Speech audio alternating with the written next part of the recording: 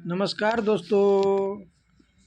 आज का खबर है कि राष्ट्रपति मुर्मू ने 19 बच्चों को प्रधानमंत्री राष्ट्रीय बाल पुरस्कार से सम्मानित किया। तो आप ये देख सकते हैं, राष्ट्रपति द्रौपदी मुर्मू ने सोमवार की शाम 19 असाधारण प्रतिभाव बच्चों को प्रधानमंत्री राष्ट्रीय बाल पुरस्कार 2024 सम्मानित किया है।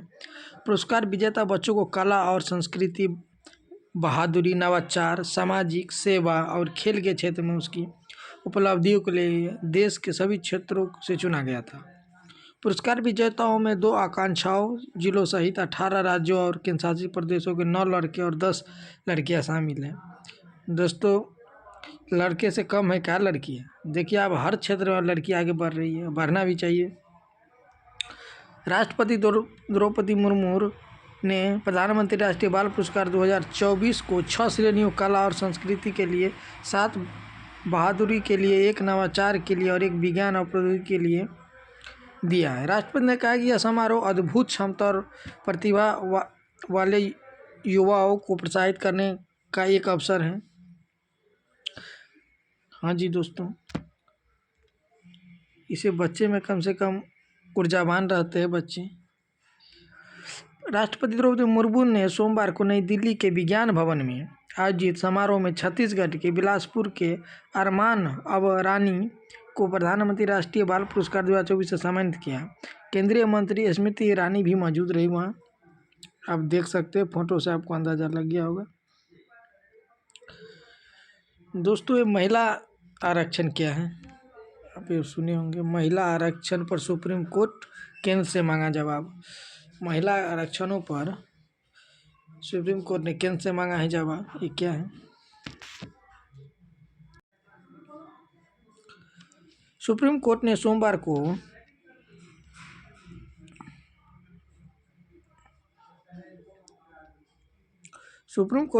को केंद्र सरकार से महिला आरक्षण मामले में बड़ा कर दे रहा हूँ कि आप लोग को अच्छा से दिखाई दे। सुप्रीम कोर्ट ने सोमवार को केंद्र सरकार से महिला आरक्षण मामले में कांग्रेसी नेता जया ठाकुर की याचिका पर 2 सप्ताह के भीतर जवाब देने को कहा। याचिका में नारी शक्ति वंदना अधिनियम 2023 को तत्काल लागू करने का अनुरोध किया गया है, ताकि इस साल होने वाले आम चुनाव से पहले लोकसभा और राज्यसभा विधानसभा में 1/3 सीट महिलाओं के लिए आरक्षित की जा सके। जस्टिस संजीव खन्ना और दीपांकर दत्ता की पीठ ने केंद्र सरकार को यह समय उसके वकील कनु अग्रवाल के यह कहने पर दिया है कि सरकार ने विस्तृत जवाब दाखिल करने के लिए कुछ समय चाहिए। याचिका जया ठाकुर की ओर से पेश वरिष्ठ वकील विकास सिंह ने कहा है कि अदालत को यह सुनिश्चित करने के लिए निर्देश जारी करना चाहिए कि कानून को आम चुनाव से पहले लागू किया जा सके। जस्टिस खन्ना ने कहा कि अदालत इस पर कोई निर्देश पारित नहीं कर सकती और सिंह ने कहा कि केंद्र के जवाब का इंतजार करने के लिए कहा है। जब वकील प्रशांत भूषण ने कहा कि इस मुद्दे पर एक याचिका दायर करना चाहते हैं, तो सही बात है दोस्तों। दूसरा, शीर्ष अदालत ने केंद्र को 2 सप्ताह का दिया है टाइम। दूसरा मुद्दा आज का देख लीजिए आप लोग। ये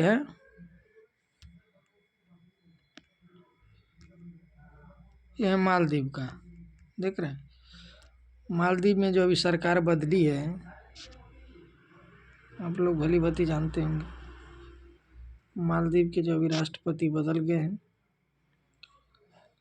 और मालदीव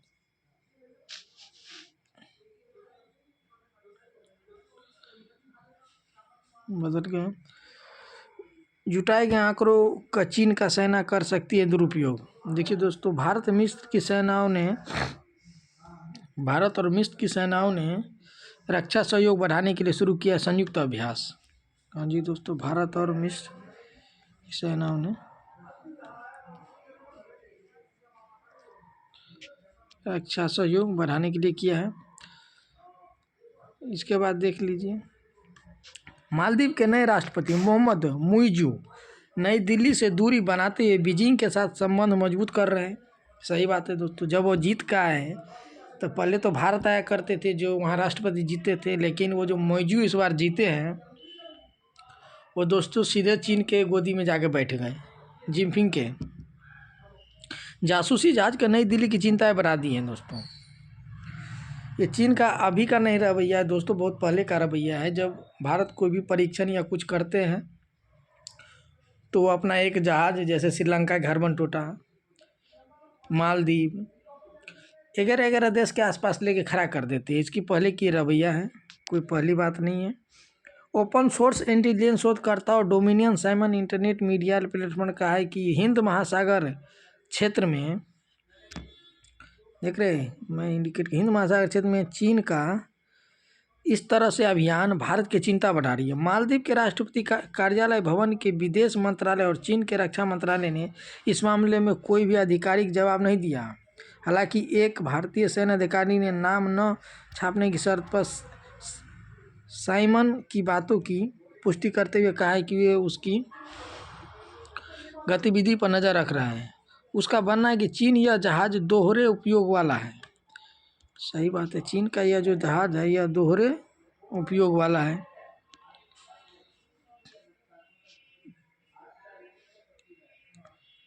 देख रहे हैं, जहाज दोहरे उपयोग वाला है, यह एकत्रित की गई है। जानकारी का उपयोग पनडुब्बियों की तैनाती सहित नागरिक और सैन्य दोनों उद्योगों के लिए कर सकता है।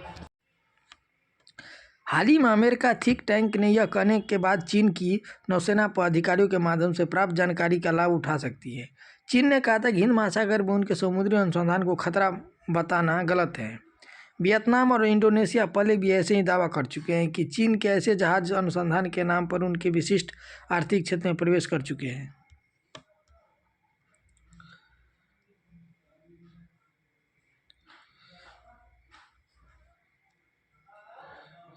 दोस्तों ये चीन का पहले का रवैया है, कोई पहली बात नहीं है कि चीन हिंद महासागर में या मालदीव या श्रीलंका में आके, चीन का पहले का ही रवैया है कि चीन अपना जहाज लाके खड़ी कर देते हैं। कोई नई बातें है नहीं। अब मिस्र की देख लीजिए आप। मिस्र के साथ भारत मिस्र की सेनाओं में द्विपक्षीय रक्षा सहयोग बढ़ाने के लिए उद्देश्य से सोमवार से मिस्र के अंशास में 11 दिवसीय संयुक्त अभ्यास शुरू कर दिया गया है भारत द्वारा। ये देख लीजिए। रक्षा मंत्री ने बताया कि अभ्यास में भारतीय दल के प्रतिनिधित्व पैराशूट रेजिमेंट, विशेष बल मिस्र के दल का प्रतिनिधित्व मिस्र कमांडो स्क्वाड व मिस्र एयरफोर्स टॉन द्वारा किया जाएगा। मिस्र के दल भी यह 25 जवान शामिल है। इस अभ्यास का मुख्य उद्देश्य होगा कि रेगिस्तान व अर्ध रेगिस्तान विशेष अभियानों को दोनों पक्ष दूसरे की संचालित प्रक्रिया करेगी। भारत किर्गिस्तान के विशेष बलों का आतंक विरोधी अभ्यास शुरू हो गया है। भारत और किर्गिस्तान देख लीजिए। भारत और किर्गिस्तान पर विशेष बलों ने आतंकवाद के उग्र से निपटने के लिए हिमाचल प्रदेश के बहलोल में सोमवार को 13 दिवसीय अभ्यास शुरू कर दिया है।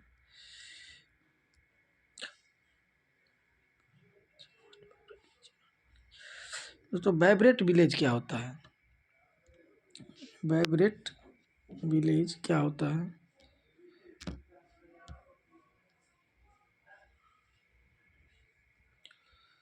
सर 52 वाइब्रेट विलेज में खुलेगी 15 पुलिस चेक पोस्ट। देख लीजिए आप।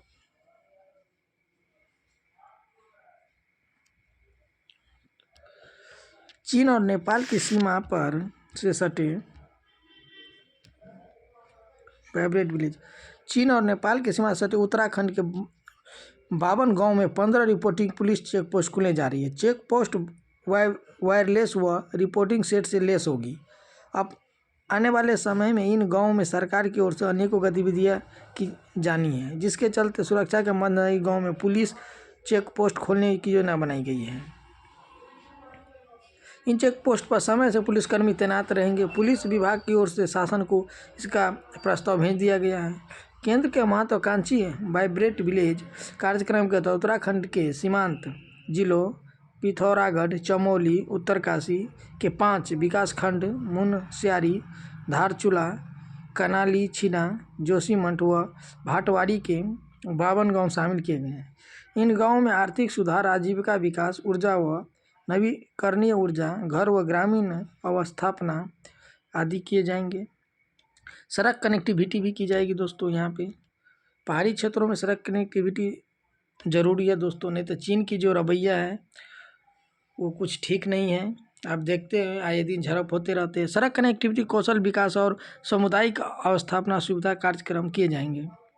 विकास कार्य शुरू होने के बाद यहाँ पर कई तरह की गतिविधियाँ शुरू होगी। ये सीमावर्ती गांव की पलायन की समस्या से जूझ रहे हैं। यहाँ घुसपैठ भी होता है। उत्तराखंड में चीन और नेपाल के तिब्बत बॉर्डर लगता है और सीमा पर उत्तराखंड पुलिस चौकस रहती है। केंद्र पिथौरागढ़, चमोली व उत्तरकाशी के 52 प्राइवेट विलेज की चिन्हित किए गए हैं। अब प्राइवेट विलेज का मतलब आप लोग समझ गए होंगे।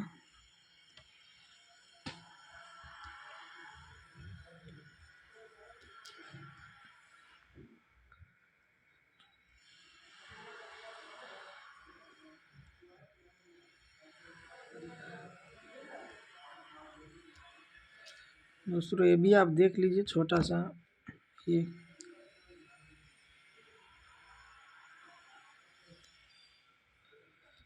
अयोध्या बनेगा दुनिया का सबसे बड़ा धार्मिक पर्यटक केंद्र। पर्यटक केंद्र तो बनेगा ही दोस्तों, क्योंकि यहाँ पे जो लोग दर्शन कर रहे आएंगे वो लाखों में आएंगे।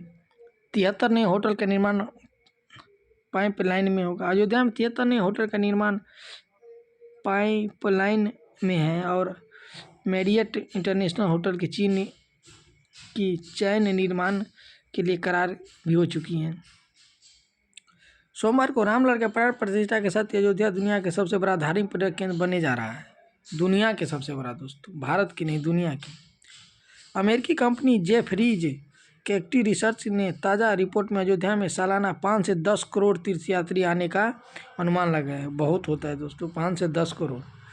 इस अनुमान के मुताबिक अयोध्या तीर्थ स्थलों के आगमन के मामले में सभी घरेलू आध्यात्मिक केंद्रों को पीछे छोड़ने जा रहा है। रिपोर्टों में कहा गया है कि इंफ्रास्ट्रक्चर की अच्छी सुविधा की वजह से अयोध्या बड़ी संख्या में तीर्थयात्रियों को आकर्षित कर सकेगा। रिपोर्टों ने बताया कि अयोध्या में मंदिर निर्माण से लेकर अन्य इंफ्रास्ट्रक्चर के विकास में 85,000 करोड़ रुपये खर्च किए हैं। पिछले 18,000 करोड़ रुपये राम मंदिर के निर्माण पर खर्च किए गए हैं। 1,450 करोड़ रुपये लगाकर अयोध्या एयरपोर्ट के पहले चरण का काम पूरा किया गया है। सालाना 10 लाख तो दूसरे चरण में काम पूरे होने की सालाना 60 लाख यात्री हवाई जहाज़ से अयोध्या आने की है। 240 करोड़ रुपये के निवेश से रेलवे स्टेशन का कायाकल्प किया जा रहा है। 1200 एकड़ में 22 अरब की लागत से ग्रीनफील्ड टाउनशिप का निर्माण प्रस्तावित है। अयोध्या की तरफ से दुनिया के अन्य तीर्थ स्थलों के पास इतने बड़े पैमाने पर इंफ्रास्ट्रक्चर व्यवस्था नहीं है।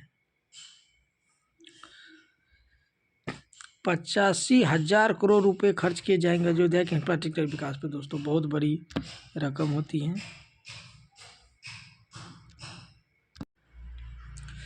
85,000 करोड़ रुपए इंफ्रास्ट्रक्चर पर खर्च किए जाएंगे दोस्तों।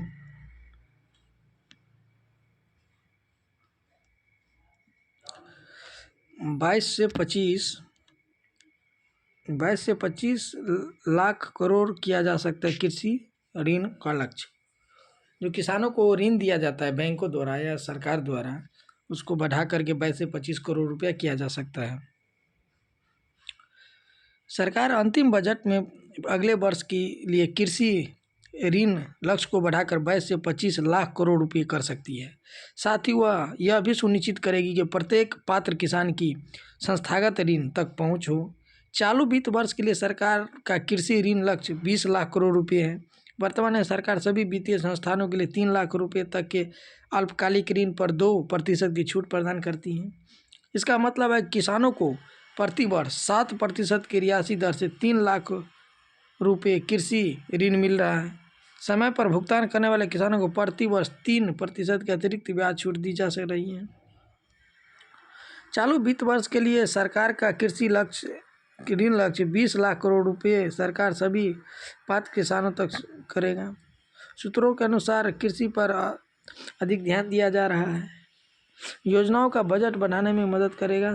सरग्राम 18.2 लाख करोड़ लक्ष्य के सापेक्ष होगा। दोस्तों, सरकार ने इस बार बजट में 2024-25 में कृषि पर विशेष ध्यान दिया है। कृषि के कुछ क्षेत्र में ऋण को बढ़ा दिया है।